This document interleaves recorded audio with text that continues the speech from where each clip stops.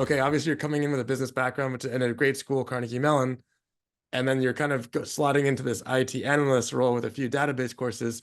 So how did you tell that story?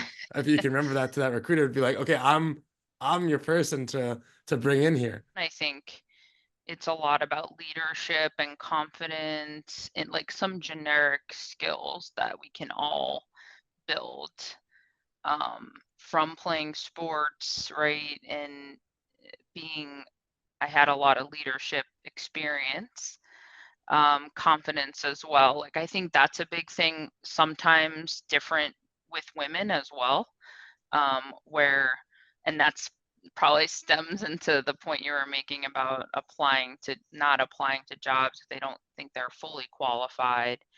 So, and then that's what I talk to a lot of mentees about, is really just like have confidence in yourself and your ability to learn, even if you don't know everything. It's okay to say, oh, I've never coded, but like I understand, I can read code and I can troubleshoot code and I can help translate like the business issue into technical terms, like figuring out how, I think people have a lot of relative and relatable skill sets, but it's just about connecting that together. And why do you think questions or asking questions in meetings sets yourself apart, especially if you're younger in your career?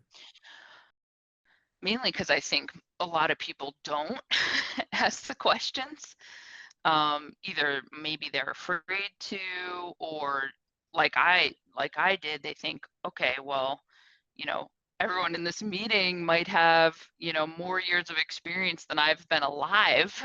So you don't want to be disrespectful. Like there's several reasons I think that happens. But I always encourage, because now I ask a lot of questions in my senior leadership role, because it helps my team maybe think about things that they may not have thought through, or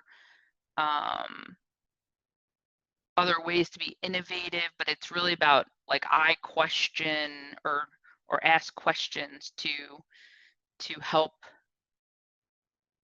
them, to help my team and coach them on doing new things. And so I think in general, like questioning early on helps you determine and figure out, like, and show that you're curious and you want to learn. You can see when you first get to your job, right, that I'm working all the time, I'm learning all this stuff. But like you said, like you've got to go beyond just that job description. And I was hoping you could talk a bit about that. The exposure, the visibility that you can get in an ERG, or I was on a nonprofit board for a couple of years, for Dress for Success, which is a nonprofit organization on the Pittsburgh affiliate. And actually, that was some advice from one of our executives. He said that, it's great to be on a nonprofit board because you can do things that you wouldn't do in your day job. So, as an example, I was the treasurer and on the finance committee and running the strategic plan for the nonprofit. So I got some great experiences outside of IT, that I can use now, when I'm working with my business counterparts.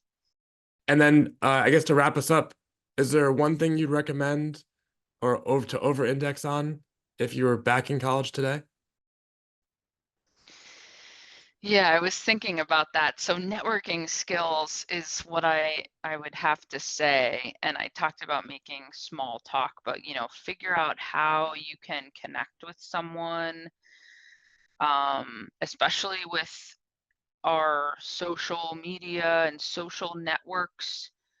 We sometimes have trouble talking to people in person.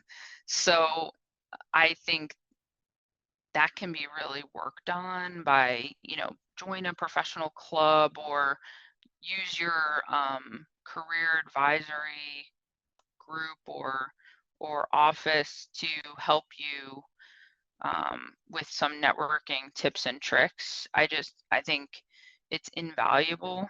Your network is your net worth, as they say, and that has helped my career tremendously, and I'm sure it will help a lot of others. But I think that's the biggest takeaway, I would say, and don't be afraid to introduce yourself to people. Don't be afraid to talk to people.